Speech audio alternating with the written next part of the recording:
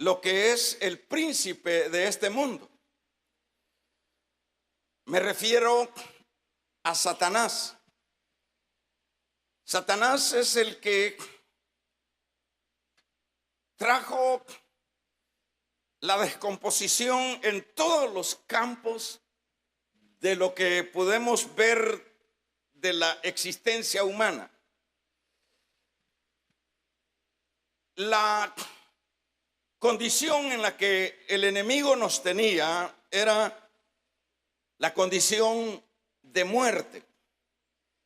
Estábamos esclavizados en diversas áreas pecaminosas.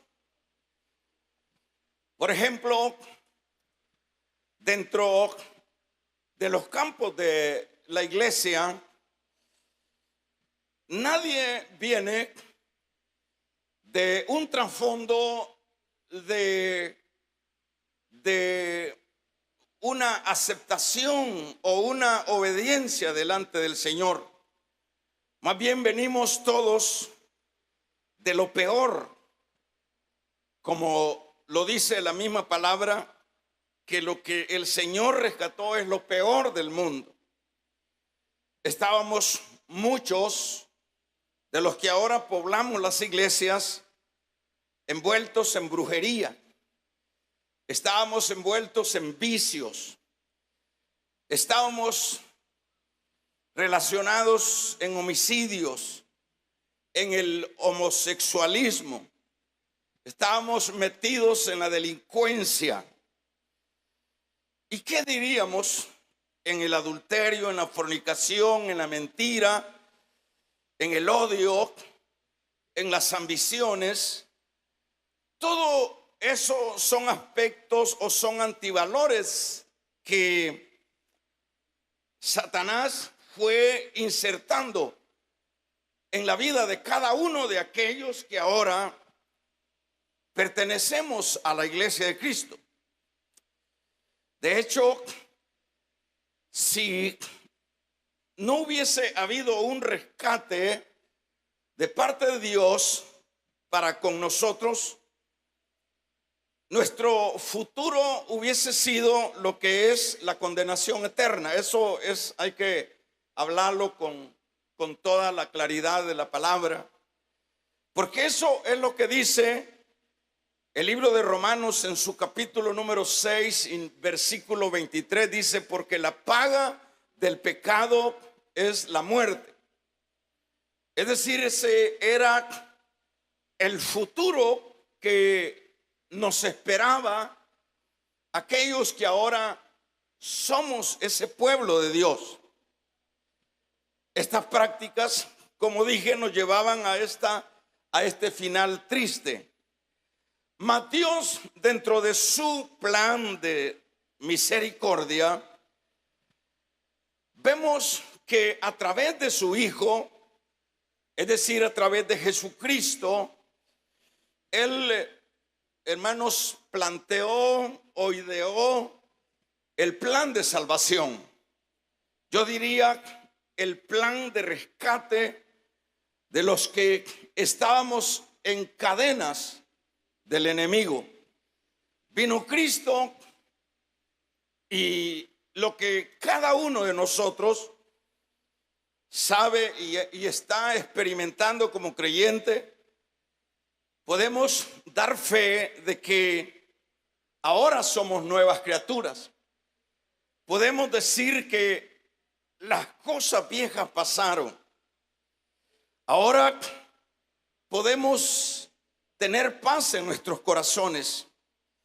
Ahora somos personas que, como dice el Evangelio de Juan, que si el Hijo nos libertó, somos verdaderamente libres. Y como libres, ahora desde ese momento podemos disfrutar en el sentido de disfrute espiritual. Podemos tener la certeza que ya hemos sido rescatados del dominio del enemigo. Esto es algo que todo creyente lo experimenta. Es algo que cada uno de los que hemos tenido esta renovación o esta, hermanos, nueva vida, podemos testificar que Dios ha hecho una obra grande para con nosotros. Se restauró, se restableció la familia, se restableció la paz, se restableció la honestidad, empezamos a hablar la verdad, empezamos a vivir para los propósitos de Dios. ¿Y qué diríamos, hermanos? Ha habido realmente un cambio, no de 180 grados, sino un cambio poderoso que ha hecho Dios en nuestra vida. Sin embargo, debemos de saber como creyentes, hermanos, que hay algo que no podemos nosotros también pasar por alto. Y lo que no debemos pasar por alto es que siempre, aun cuando ha habido un rescate de nuestra vida, debemos de saber que el enemigo siempre tratará la manera de recapturarnos, de esclavizarnos una vez más. No podemos pasar por alto esa verdad. No podemos ser creyentes que nos centralicemos en que ya Cristo nos libertó y que ya somos libres, aunque eso es una verdad, pero no podemos pasar por alto que el diablo o el enemigo sigue estando en constante, en constante trabajo en esta tierra. No podemos ser de esos creyentes que creemos que desde ese momento que venimos a Cristo, pues ya estamos en una cápsula, que estamos en una condición de que no tenemos que enfrentar ninguna situación en la vida. Pensar de esa manera es el error más grande. ¿Por qué es el error más grande? Porque el creyente debe de saber en su corazón que el enemigo siempre va a tener, hermanos, una constante actividad, como dije hace un momento, para volvernos a recapturar. Pues éramos buenos clientes de él. Si hablamos de brujos, éramos buenos brujos. Si hablamos de mareros, éramos buenos mareros. Si hablamos de fornicarios y de adúlteros, éramos el número uno en esas áreas. Si hablamos de borracheras, éramos el número uno de eso. Si hablamos de odio, y por supuesto, el enemigo volverá, tratará la manera una vez más de lograr atraernos una vez más a su reino de tinieblas, para que sigamos en esa dinámica o en esa actividad diabólica. Pedro nos dice en el capítulo número 5 de su primera carta, dice, fíjese bien, dice en su capítulo 5, verso 8, sed sobrio y velad, porque vuestro adversario anda alrededor buscando a quien devorar, dice el apóstol Pedro. Es decir, el creyente debe de estar consciente de que mientras estemos en este mundo, mientras todavía nosotros vivamos en esta carne, vamos a tener la acechanza del enemigo. vamos a tener la persecución del enemigo. No sé si ustedes me han escuchado alguna vez y viene al caso que lo pueda también poner o expresar esta mañana, que es lo siguiente: que desde el momento que la persona es rescatada de las garras y de la esclavitud del pecado, del diablo, desde ese momento el enemigo nos pone en una agenda para una vez más perseguirnos y hacernos caer una vez más en sus redes. Todo creyente debe de saber eso. Todo creyente debe de saber que, aunque no está específicamente escrito en la palabra, que el enemigo nos pone en una agenda para luego perseguirnos y una vez más reducirnos a su voluntad. Pero eso es una realidad. Eso lo podemos ver en el campo puramente de lo que es la iglesia. Por ejemplo, el Satanás dice, este creyente o esta persona que ha venido a Cristo, o que Cristo los ha traído a él, estas personas, dice Satanás, tienen que volver a mi dominio. Y es ahí la constante lucha de Satanás, no con el mundo, no con los que están allá en el campo de las tinieblas, sino con aquellos que ya hemos venido a la luz. Es decir, el pleito del enemigo no es con el que está ahorita allá fornicando, no es con el que está matando allá afuera, no es con aquellos que están llevando a cabo el homosexualismo en las diversas dimensiones. La batalla del enemigo es con los creyentes. Por eso es que el apóstol Pedro habla y dice: ser sobrio y velad, dice, porque vuestro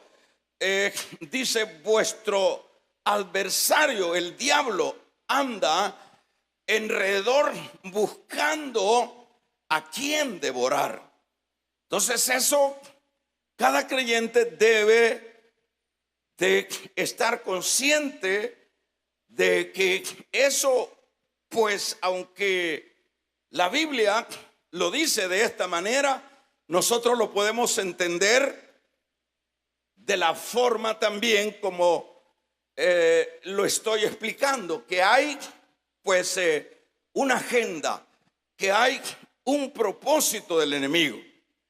Todo eso es importante saberlo. Ahora, hermanos, ¿qué es lo que el creyente debe de hacer?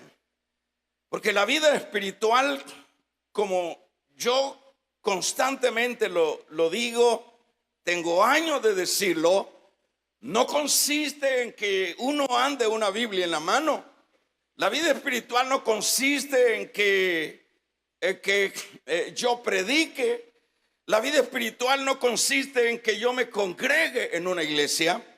La vida espiritual no consiste en que yo tenga dones y que de alguna manera yo sea, bueno, una persona que usa el Señor.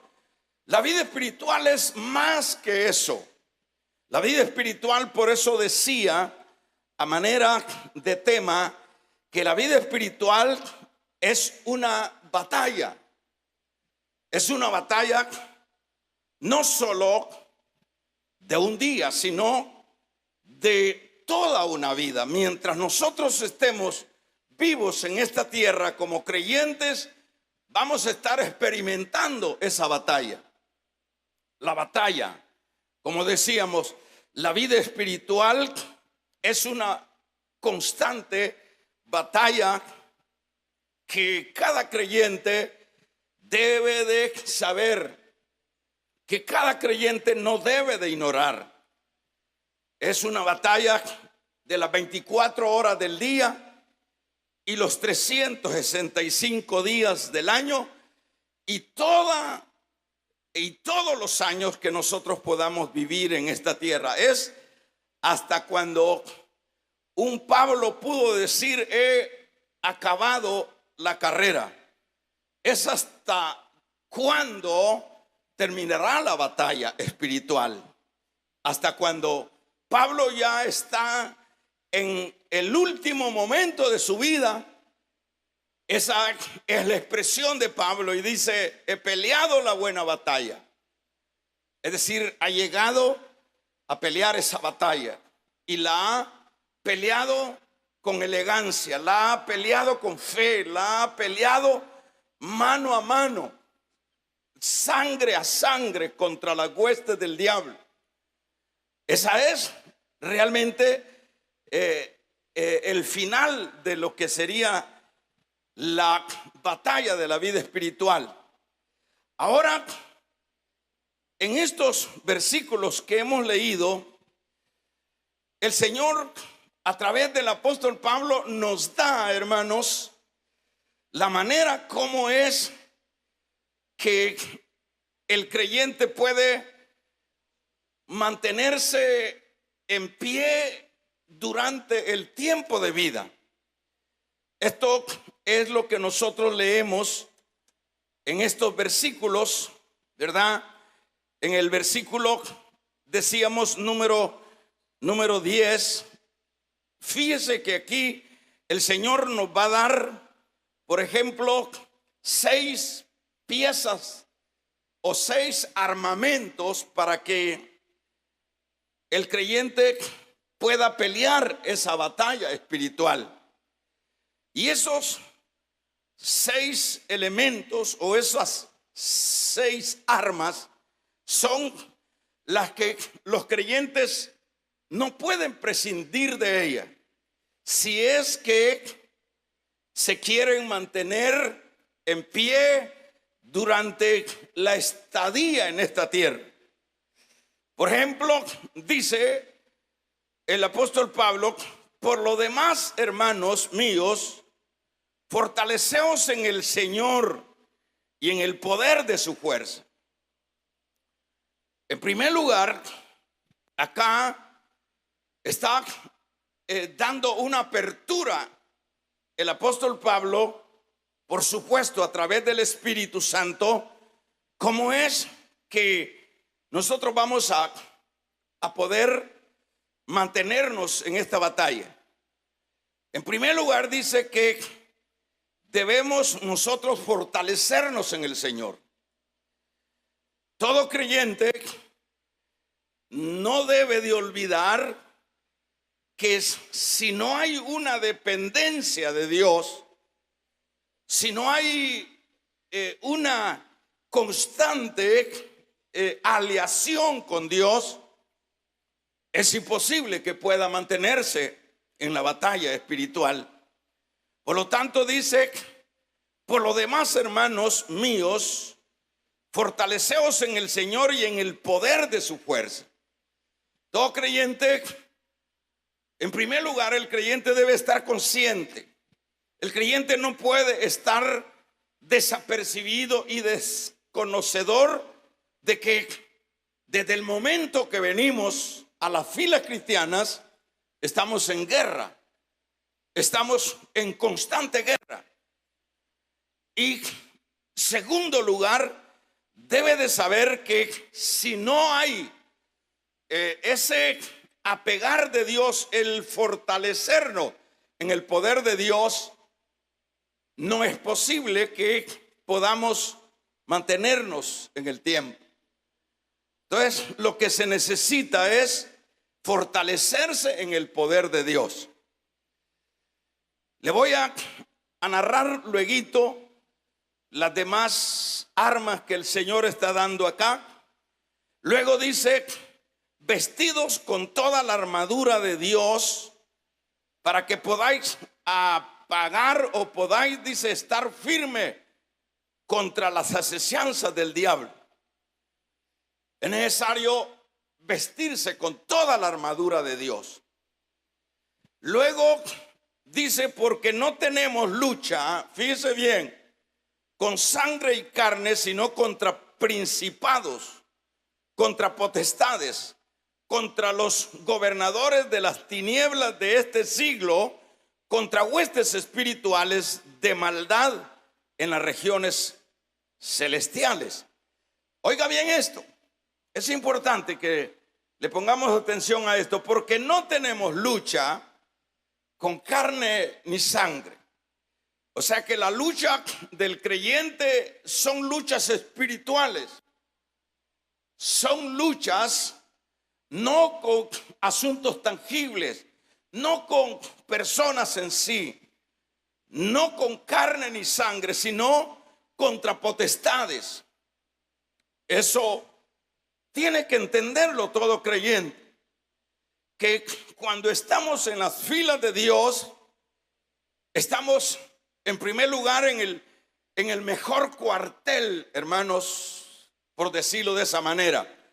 Y debemos de saber que al estar en ese cuartel celestial que es la iglesia, debemos de saber que, como dice este versículo, estar consciente que no tenemos lucha con carne ni sangre. Ningún cristiano, joven, adulto, la edad que sea, no debe de desconocer que tiene lucha, que la lucha no es con carne ni sangre, sino que lo describe con tanta claridad. Estos versículos dice, sino contra potestades, dicho de otra manera, contra demonios, contra ángeles caídos, contra el mismo diablo, ¿verdad? Esa es la lucha del creyente. Aquí lo estamos leyendo, con huestes espirituales de maldad en las regiones celestiales.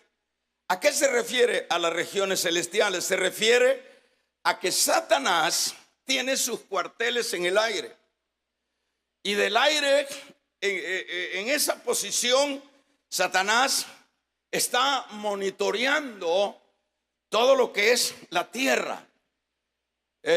Tiene potestades.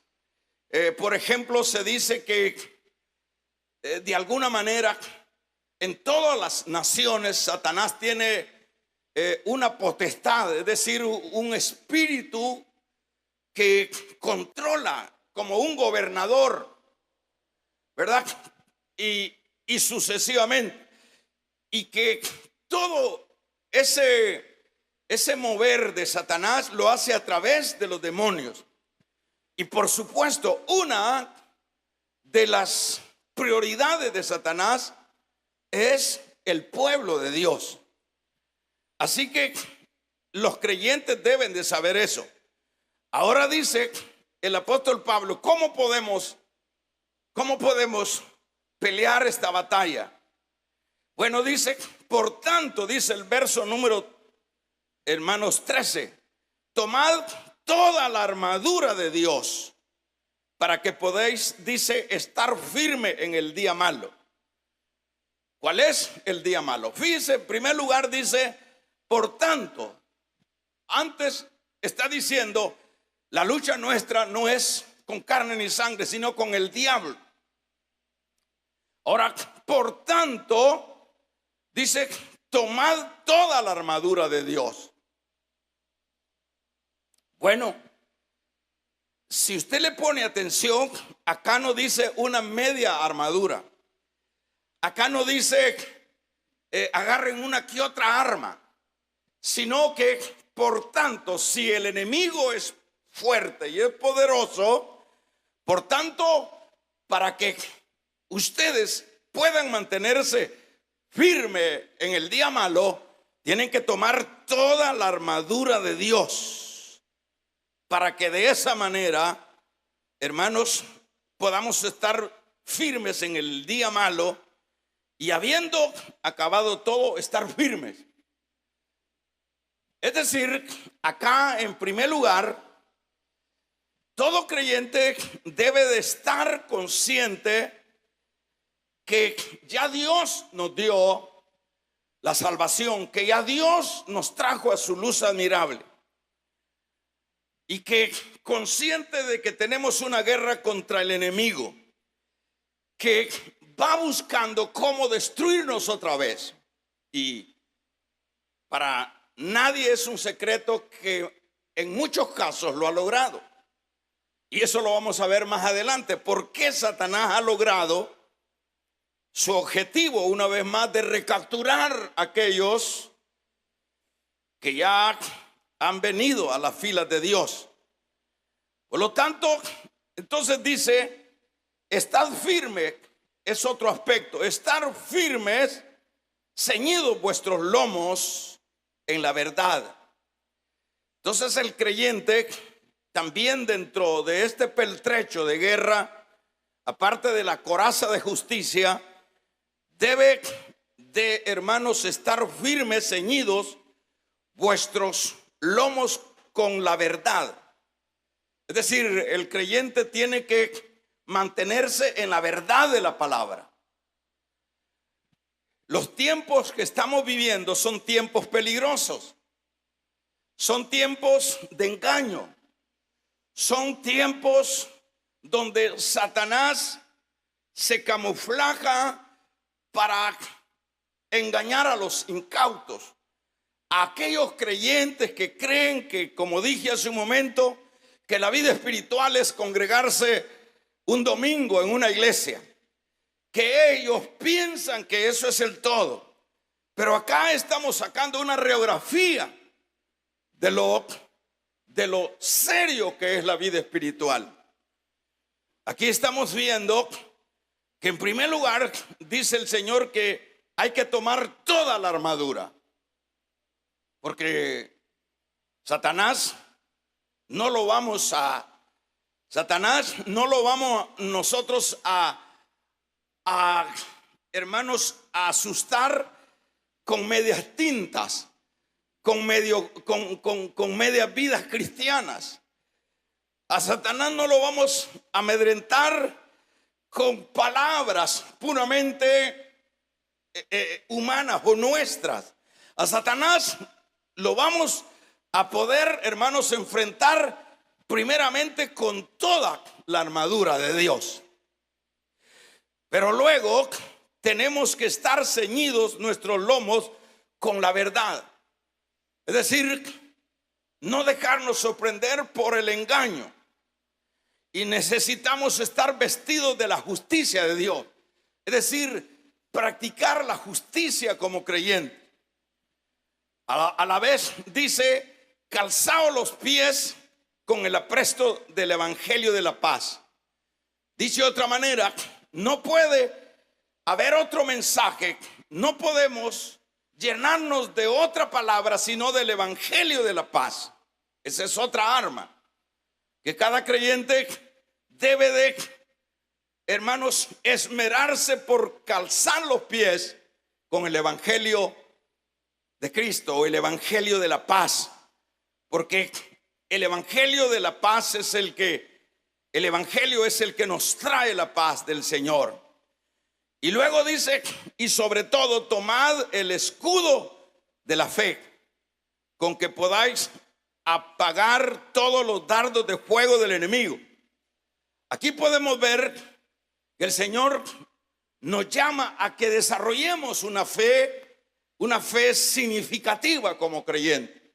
Una fe en que el Señor está con nosotros, una fe que Él no nos va a dejar. Entonces, eso permitirá, dice el versículo 16, que ese escudo de la fe nos va a proteger de todos los dardos de fuego del enemigo. ¿Qué significa eso, hermanos? Pablo está trasladándose al campo de la guerra literal, como peleaban los soldados. En el tiempo de Pablo, una de las armas letales que usaban los soldados eran los dardos de fuego. Eran unos asuntos de madera con punta aguda, y que también los usaban para lanzar en esos instrumentos de hierro, de madera, usarlos para hacer los incendios. Los dardos eran como una bala hoy día. Entonces Pablo dice que el creyente tiene que, sobre todo dice, debe de tomar el escudo de la fe, para que de esa manera puedan apagar los dardos de fuego del enemigo. Es decir, los dardos que vienen a la mente. Los dardos en este caso de la vida espiritual serían los malos pensamientos, aquellas actitudes contrarias a la palabra, aquellas actitudes que no van acorde a la voluntad del Señor, aquello que nos hace dudar. Entonces vienen los dardos de fuego. Los dardos de fuego en aquel tiempo eran armas peligrosas, pero también en el campo espiritual, los dardos de fuego, hermanos, matan la fe, matan la esperanza, matan al creyente. Pero qué bueno que el Señor nos dice que hay que tomar el escudo de la fe para que se puedan apagar los dardos del enemigo. Quiere decir que el creyente debe saber que constantemente está recibiendo mensajes negativos. Por ejemplo, aquel mensaje o aquel deseo que viene a la mente, que viene a los ojos y luego viene al corazón. Aquel deseo del pecado.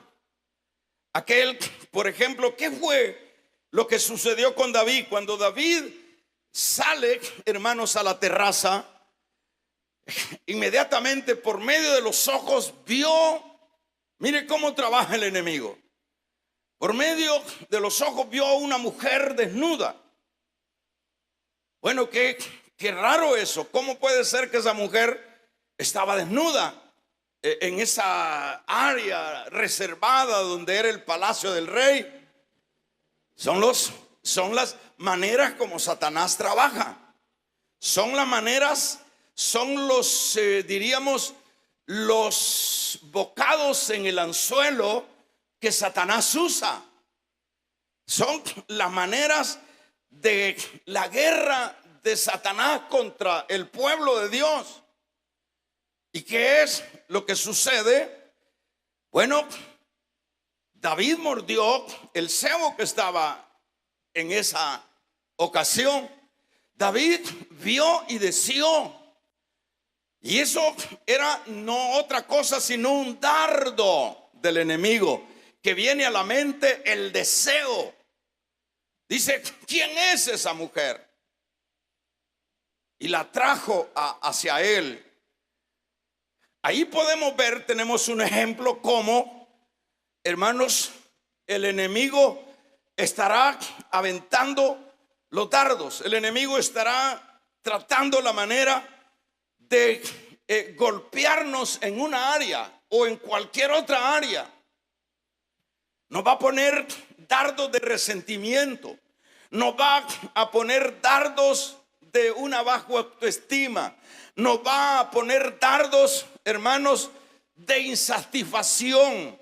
Nos va a tirar dardos para decirnos que no tiene sentido la vida espiritual. Nos va a dardear en todas las áreas. Pero es acá donde el Señor, vamos a regalarle ofrenda de palmas al Dios de la gloria. Vamos, es acá donde el Señor dice, tomen el escudo de la fe. Entonces el creyente tiene esta arma poderosa, porque eso es lo que dice el apóstol Pablo en el capítulo 10 de su segunda carta a los Corintios. Dice, porque nuestras armas de nuestra milicia no son carnales, sino poderosas en el Señor para derribar fortaleza. Entonces, ahí podemos ver nosotros de qué manera, hermanos, el Señor nos proporciona las armas para que podamos estar firmes, para que podamos mantenernos. Nos pone, en este caso, dice, tomad el escudo de la fe, con lo que podáis apagar, dice, los dardos de fuego del maligno. O sea, se da cuenta que la vida espiritual no es venir a sentarse a una silla, aunque es parte de la vida espiritual porque uno viene a aprender. Pero podemos ver que esto va más allá, que cada día el enemigo estará tratando la manera de meternos sin zancadilla. El enemigo estará tratando la manera de desanimarnos. El enemigo estará tratando la manera de que mordamos el pecado. El enemigo estará tratando la manera de que volvamos a la pasada manera de vivir. Siempre estará insinuándonos, nos estará diciendo, pero ¿qué sentido tiene que seas tú creyente? ¿Acaso no vivías bien allá? ¿Acaso no tenías tus buenas amigas y buenos amigos allá? ¿Acaso no disfrutabas mejor la vida allá? ¿Acaso no te divertías más allá? Mentira. La vida es mejor en Cristo. Damos un amén. Mentira del diablo. El enemigo quiere hacernos creer mentiras. En Cristo somos más que vencedores. En Cristo hay paz, en Cristo hay gozo, en Cristo hay esperanza, en Cristo hay salud. En Cristo, hermanos, nuestros hogares son estables. Vamos a regalarle ofrenda de palma al Dios de la gloria. Pero ¿qué pasa? ¿Pero por qué el enemigo está tirando esos dardos? Bueno, porque como yo dije al principio, que su lucha es que, por ejemplo, yo, usted y cualquiera de aquellos que ya estamos en Cristo, volvamos una vez más. El que era bolo vuelve otra vez más a la cantina. El que era mujerero, el que era hombrera, vuelve a buscar hombre. El que era brujo vuelve a la brujería.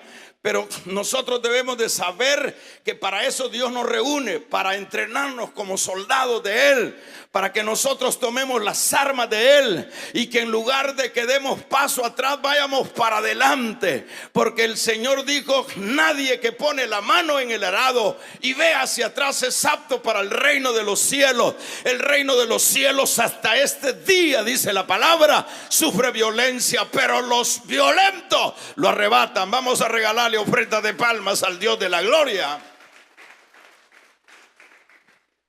No son los flojos los que llegan a la meta.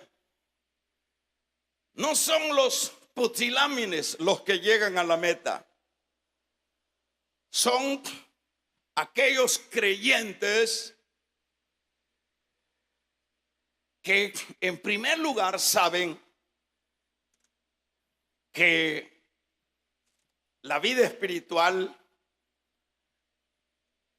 es una constante lucha, una constante guerra. Entonces viene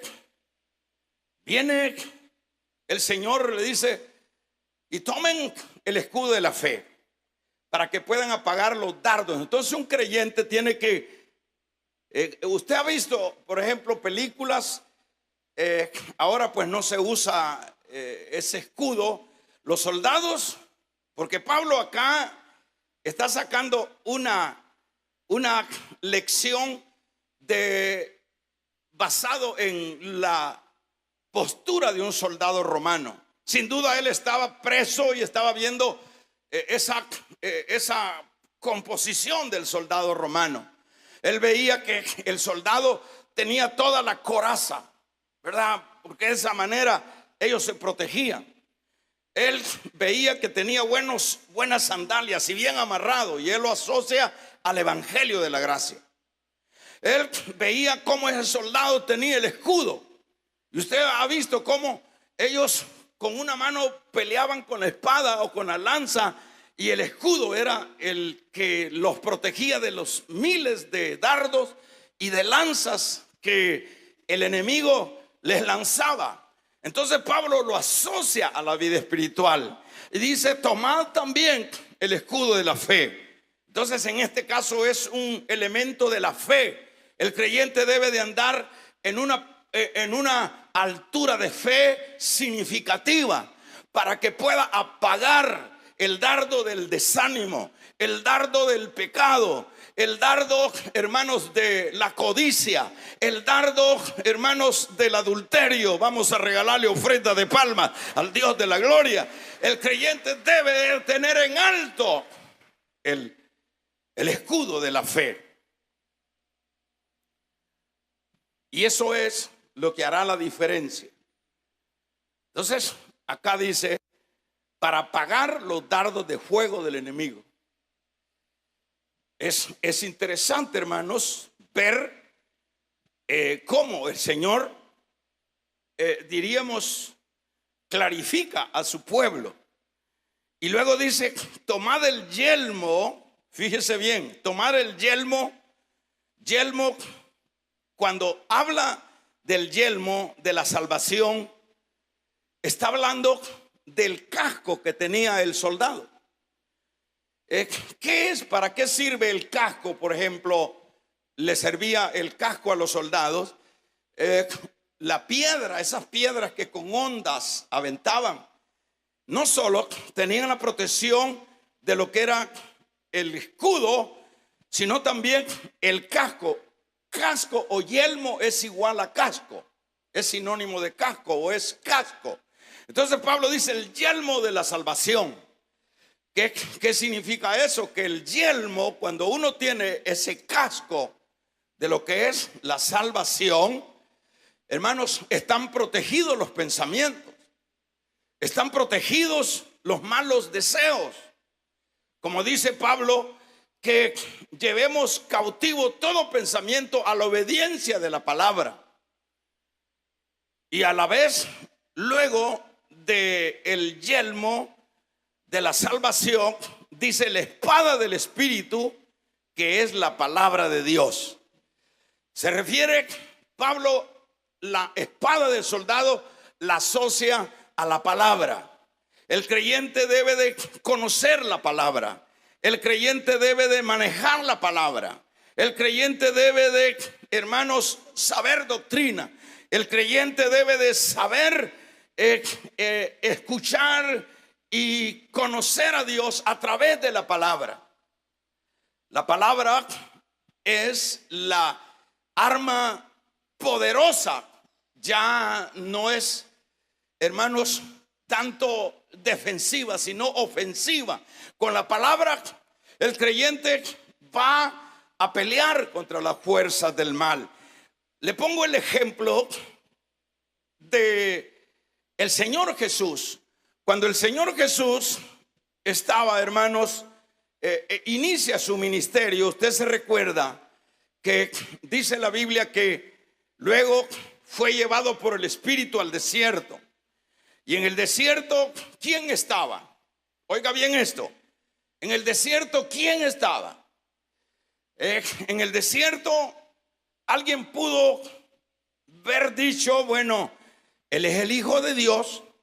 Jesús es alguien que es intocable. Jesús es Dios y por lo tanto Jesús estará protegido de Satanás. Fíjese bien, si esto lo hizo el diablo con el Señor, ¿y qué diría de nosotros? Por eso es que nosotros vemos a un montón de creyentes caídos. Amén, iglesia. ¿Por qué? Porque no hemos entendido que tenemos lucha, que nuestra lucha no es con carne ni sangre, sino contra el diablo. ¿Y qué es lo que sucede? Llega el enemigo a provocarlo con 3 dardos. Primero le dijo: si eres hijo de Dios, di que estas piedras se conviertan en pan. Apeló a la necesidad física. Apeló, Satanás dijo: en este momento yo lo voy a vencer. Es decir, Satanás no va a jugar, va a vencer al Señor en el desierto. Y lo va a vencer con tentaciones. Y esa es la primera tentación. Le dice, está escrito que le dice: si eres hijo de Dios, di que estas piedras se conviertan en pan. Le está provocando, está apelando. El Señor tenía 40 días de ayuno. Sería como insinuarlo: ya es tiempo que comas.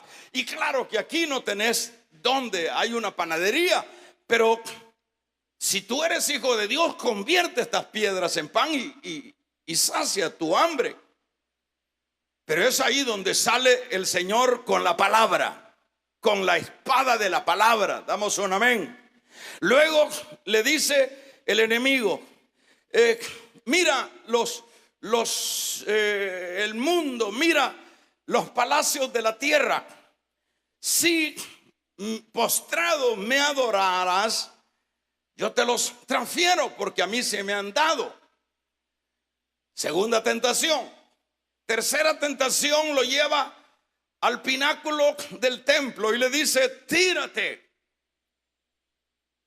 porque está escrito que los ángeles cuidarán para que tu pie no tropiece. Pero ¿qué es lo que hace el Señor? El Señor se defendió con la espada del Espíritu. Le dijo primero: no solo de pan vivirá el hombre, porque esa palabra está en Deuteronomio. Vamos a regalarle ofrenda de palmas al Dios de la gloria. No solo de pan vivirá el hombre, sino de toda palabra que sale de la boca de Dios. La palabra. El creyente no debe solo traer la Biblia el domingo para ni leerla. Nosotros tenemos que ser lectores de la palabra, porque aparte del escudo de la fe, la palabra del Espíritu. Cuando el diablo le dijo postrado, el Señor le contestó con la palabra y le dijo: Satanás, escrito está, solo a tu Dios adorarás. Palabra. Y la tercera tentación, le digo: tírate del pináculo. Y la palabra le dijo: está escrito, no tentarás a tu Dios. Palabra. Damos un gloria a Dios, hermano. Entonces, aquí lo que nosotros vemos es de qué manera el Señor dice que es la forma como el creyente puede mantenerse en el tiempo. La espada del Espíritu. Y luego dice: orando en todo tiempo, con toda oración y súplica en el Espíritu. Bueno, ahora, para ir cerrando, ahora lo que vamos a hacer es, hermanos, lo siguiente. La gran pregunta es: ¿por qué hay creyentes que no se mantienen en el tiempo? ¿Por qué hay ese creyente flojo? ¿Por qué hay ese creyente que no tiene consistencia en la vida? ¿Por qué hay ese creyente que hermanos, no desarrolla una vida espiritual de guerra? ¿Por qué hay creyentes que ya no los vimos nosotros dentro de las filas de Dios? Porque, como dije, son personas que pensaron que la vida espiritual es sencillamente un rótulo, un decir, ¿verdad? Son personas que pensaron que la vida espiritual es una pasarela de exhibicionismo. No, La vida espiritual es de batalla. Damos un gloria a Dios. La vida espiritual es batalla constante. Por eso es que dice el apóstol, para aplicarlo, dice: por lo demás, hermanos, fortaleceos en el Señor. Si usted quiere llegar hasta la meta, tiene que fortalecerse en el Señor, no en su fuerza, porque en nuestra fuerza nosotros no vamos a poder, hermanos, enfrentarnos a un poderoso enemigo como es Satanás. Pero ¿qué es lo que sucede en muchos creyentes? No queremos fortalecernos, no queremos vestirnos con la armadura de Dios. La armadura está, pero es trabajo de uno, porque cuando dice vestido es una orden, es un imperativo. Dice vestidos de toda la armadura de Dios. ¿Qué significa vestido de toda la armadura de Dios? Como diría el Señor: aquí están los pertrechos, aquí están las 6 armas que tú necesitas. Pero tienes tú que tener la iniciativa de vestirte, de ponerte el vestido. Es una iniciativa muy personal de cada creyente, de ponerse la armadura. Usted se recuerda cuando Saúl le quiso poner la armadura, y cada uno debe de, la armadura de cada uno es de acuerdo a la medida de cada uno, en el sentido de que cada uno está peleando su propia batalla, y en términos colectivos o generales, como iglesia, en esa colectividad estamos todos peleando la buena batalla. Usted se recuerda que David, hermanos, Saúl le puso la armadura de él,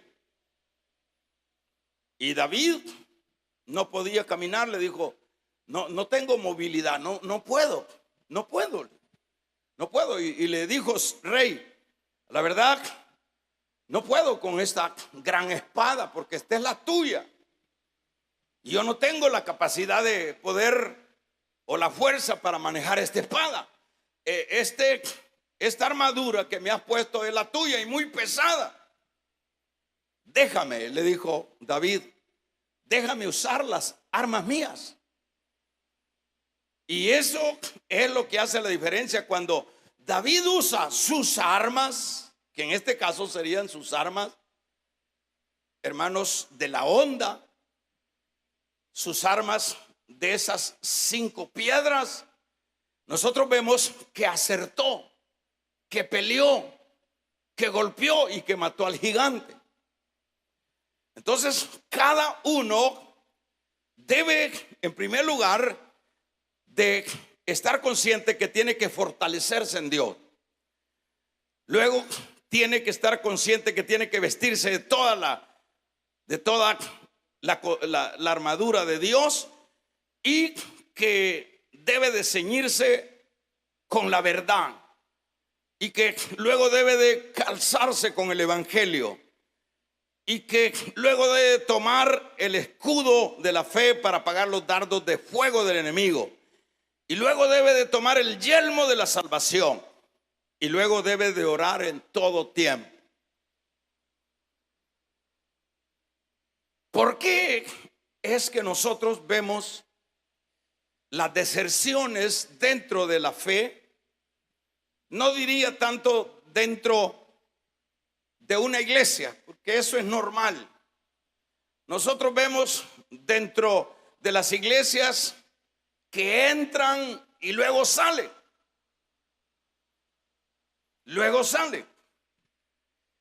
O sea que la gran pregunta, bueno, no hay mucho en qué preguntarse, porque la verdad está clara.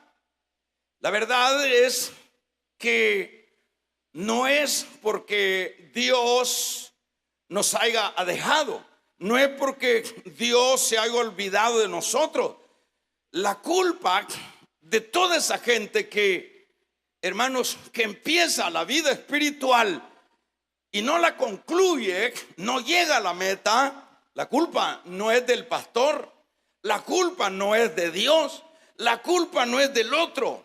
porque eso sucede cuando allá las personas andan fuera del Señor y le dicen: ¿a usted qué le pasó? Es que Julana, es que Mengano, es que el pastor, es que no sé qué, es que no sé cuánto. Entonces siempre van a dar buscando culpables, y el culpable no es ni Dios ni nadie más. El culpable es uno. Vamos a regalarle ofrenda de palmas al Dios de la gloria.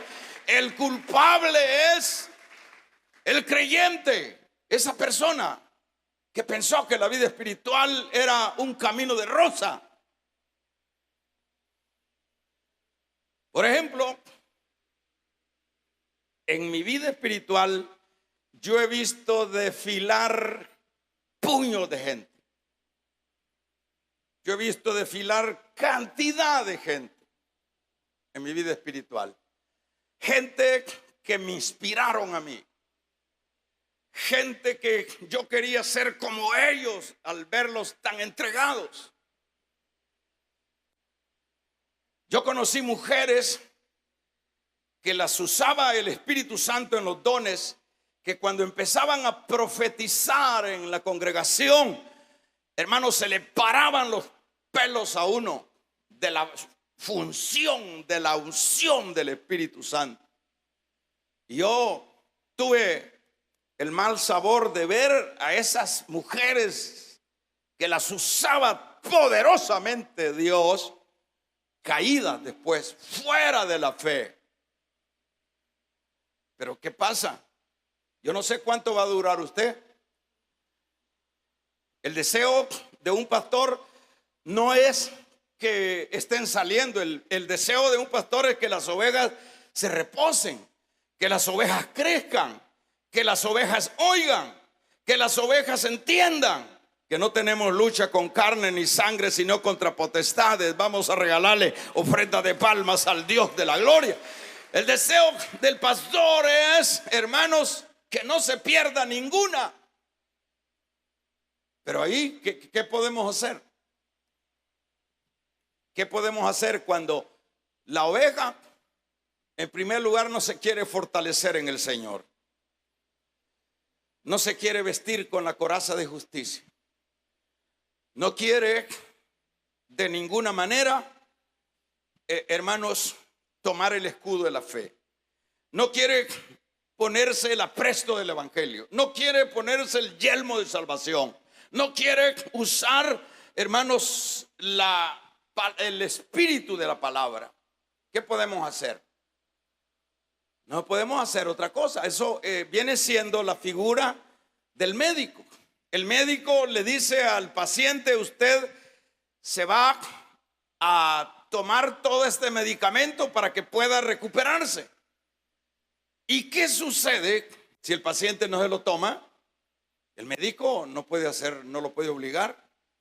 Así viene siendo Dios. El Señor nos concede la medicina, nos pone los pertrechos espirituales, las armas espirituales, para que podamos estar firmes en el día malo. Pero ¿qué pasa? El problema es que tomamos la vida espiritual muy simple. El problema es que tomamos la vida espiritual de una manera no concisa. Y por eso es que nosotros vemos ese montón de gente, por ejemplo, que yo conocí y que ahora son cadáveres, andando, criticando, porque a eso se quedan, ¿verdad? A eso se quedan criticando. Yo lo felicito a usted que todavía tiene algunos años y todavía está, hermanos, todavía está, habla de Dios. Yo lo felicito porque eso es bueno, ¿verdad? Yo lo felicito porque todavía no ha tirado la toalla. Yo lo felicito porque todavía está en el mejor lugar. ¿Y dónde es el mejor lugar? Donde Dios nos habla. Vamos a regalarle ofrenda de palma al Dios de la gloria. Yo le felicito. Pero espero que esté vivo también, porque si ya no siente nada como le sucedía a la lora, pues estamos graves, ¿verdad? Porque también dentro de las iglesias están los críticos, están los que ya perdieron el primer amor. que ya no sienten nada, que no sienten, y la palabra los aburre, los duerme. Si es de eso, pues a la verdad hay un descuido. Que la vida espiritual es al igual que eso, que lo que el médico nos da, debemos de tomarlo. De lo que el entrenador le dice a su alumno, debe de ponerlo en práctica. Y en este particular el Señor nos dice de qué manera es que nosotros podemos mantenernos hasta el final. Por lo tanto,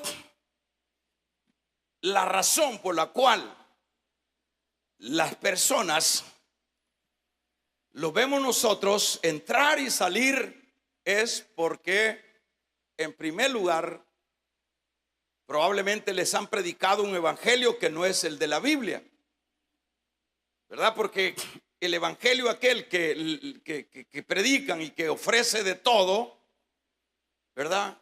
Ofrece nueva mujer, ese evangelio ofrece riquezas, ofrece glorias, ofrece que desde que ya venimos a Cristo jamás nos vamos a enfermar. Ese no es el evangelio de la Biblia. Vamos a regalarle ofrendas de palmas al Dios de la gloria.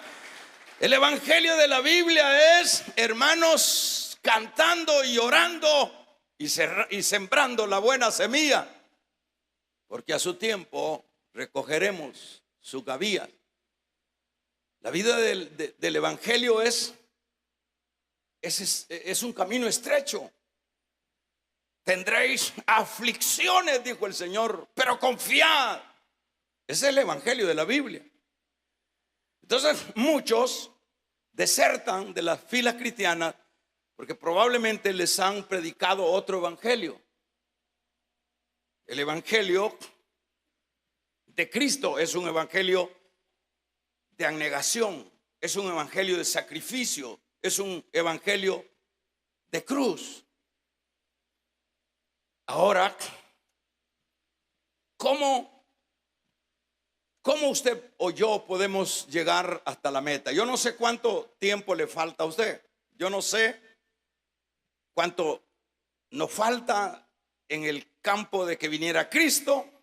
No sé cuánto tiempo nos falta de vida. No sé, pero el punto es que si estamos todavía en Cristo es buena señal.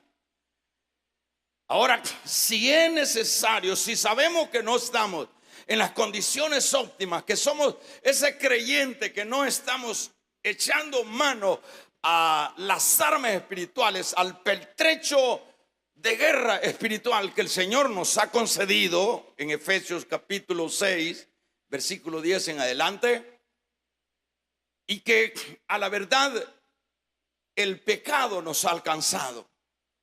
Y hemos cedido a la codicia, hemos cedido al odio, hemos cedido a lo que desagrada a Dios. ¿Qué es lo que tenemos que hacer esta mañana? Lo que tenemos que hacer esta mañana, hermanos, es volvernos. Entender que Dios no nos llamó para quedarnos a medio camino. Entender que Dios nos llamó y que dio a su Hijo Jesucristo para que llegáramos hasta el final. Para que, al igual que el apóstol Pablo, un día de estos, también usted pueda decir: he peleado la buena batalla, he acabado la carrera, he guardado la fe. Qué lindo es llegar a ese punto, hermanos, final, al final feliz. Y esta mañana es una buena mañana para corregir la plana. Esta mañana es un buen momento para decirle al Señor: Señor, a la verdad, yo he perdido la dinámica espiritual. Yo estoy mal contigo. Yo estoy para dejar de seguir perseverando en la vida espiritual. Yo ya no quiero nada de lo tuyo, pero ahora me doy cuenta, Señor, que es porque no he tomado las armas y el enemigo ha socavado mi fe. El enemigo me ha llevado una vez más al pecado. El enemigo me ha subyugado de nuevo. Pero dígale: qué bueno que tú me has traído. Y hoy no quiero perder esta oportunidad. Yo quiero reconciliarme esta mañana para luego tomar las armas y desarrollarme en la vida espiritual como una guerrera, como un guerrero, peleando cada día las batallas espirituales. Esta mañana, Señor, dígale: yo quiero volver, quiero regresar para seguir adelante. Ahí con sus ojos cerrados,